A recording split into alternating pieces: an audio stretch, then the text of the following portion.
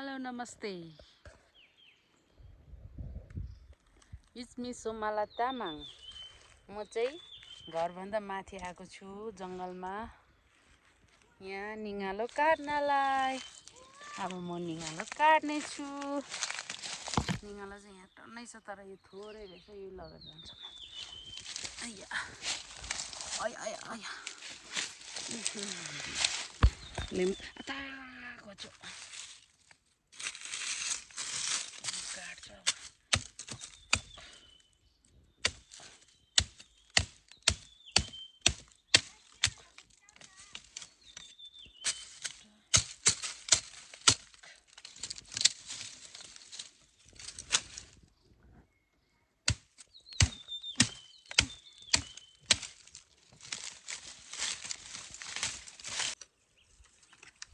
मैं बस्यो मुटुमा। अब फुल के भयो मेरोमा आऊ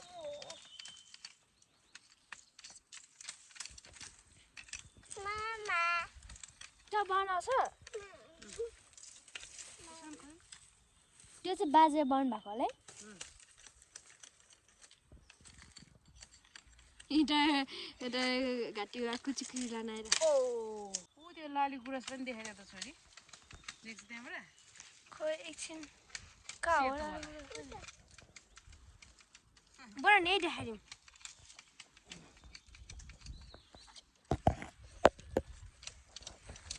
फेरि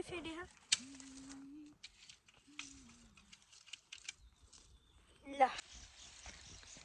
मामा दुखले काटेपछि तेल बन्छ नि तेलले बन्छ।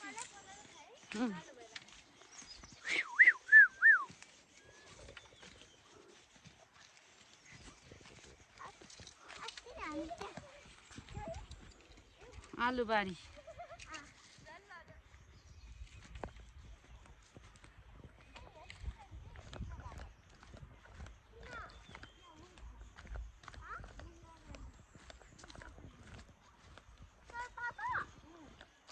यहाँतिर सर्प आउँदैन।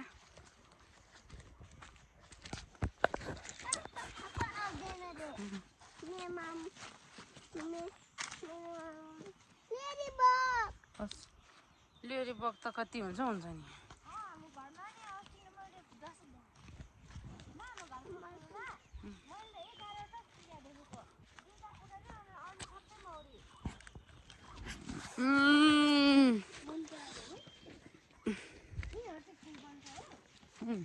हाम्रो जङ्गल छेउमै छ है छोरी, जङ्गल छेउमै छ, बारी यहीँ छ, यतै ठुल्ठुलो जङ्गल।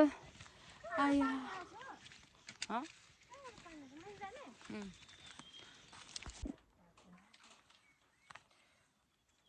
मायालाई भेट्नलाई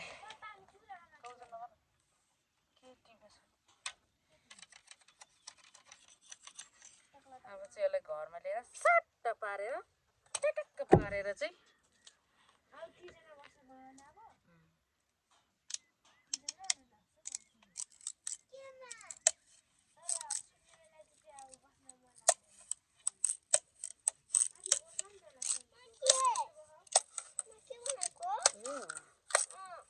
बनाएको छोरी झक जो भित्र बस्छ तिमीहरू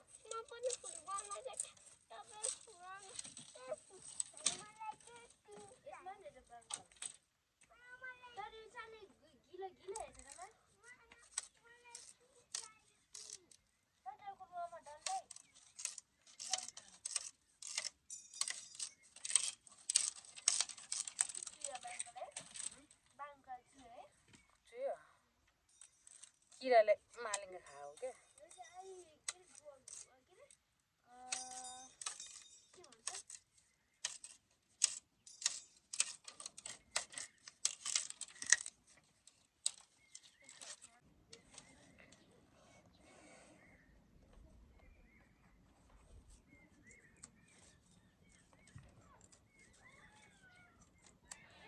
यो चाहिँ घुँडेको मालिङ्गा हो। तितेको मालिङ्गाको चाहिँ राम्रो हुन्छ।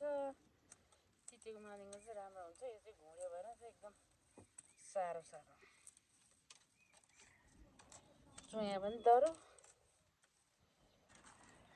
पानी पर्यो म लुगा टिप्नु पर्यो लुगा टिप्नु पर्यो अब चाहिँ अहिले देखाउँछु म ओहो पानी पर्यो आकाश यस्तो भइरहेछ हिमाल चाहिँ माथि सर्लक्क देख्छ तर के गर्नु अहिले कुहिरोले टपक्क छेकेछ अनि हाम्रो घर यो यसमा सुत्ने अनि यसमा खाना बनाउने हामीले अहिले किचन बनाउनु पाएको छैन टोयलेट पनि बुवाले भत्काएर यता पछाडि अहिले त्यस्तो भएर छ मेरो बाजे र बोजू बस्ने घर गुम्बा बिगु गुम्बा पारेछ तर देख्दैन हाम्रो गुम्बा चाहिँ यहाँ हो यता माथि मामाको घर कान बन्द भयो यस्तो छ हाम्रो गाउँ चाहिँ एकदम जङ्गलको फेदमा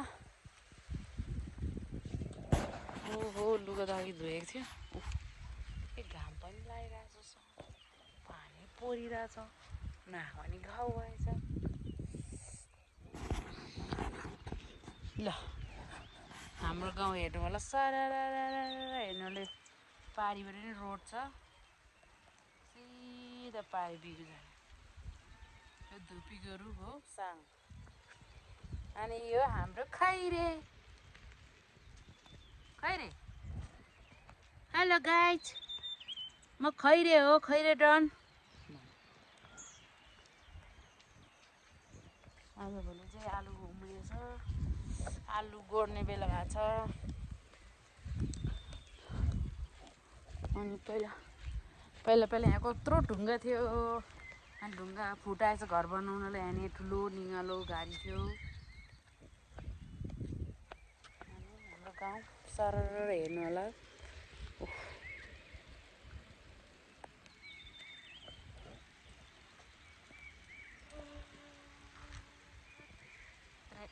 हिउँ पऱ्यो पनि छैन बाई बाई अहिले भेटौँला म लुगा टिप्नु पर्यो पानी पर्यो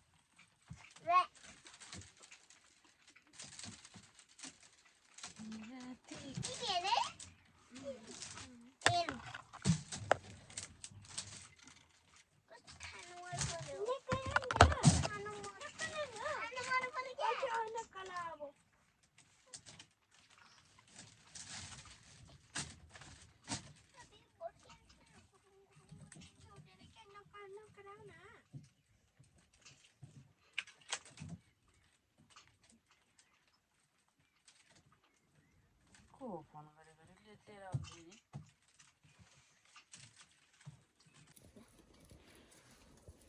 भयो छैन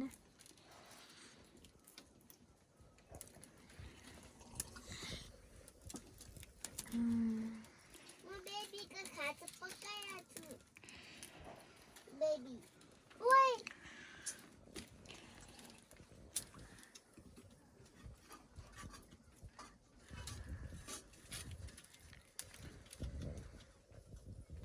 यहाँ देखाउँछ फेरि यहाँ चट्ट बिट माने क्या यसलाई यहाँबाट टक्क यसको राउन्ड हान्ने हो होला बन्द गरेर त्यो चाहिँ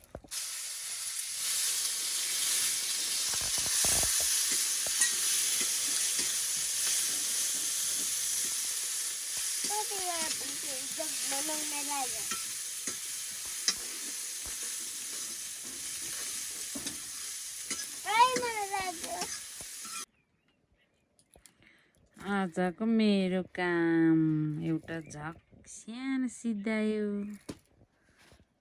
टक्क लाएर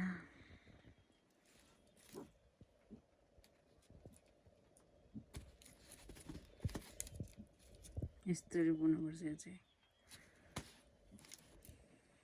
टक्क यो चाहिँ थोरै केहीहरू राख्नलाई हुन्छ।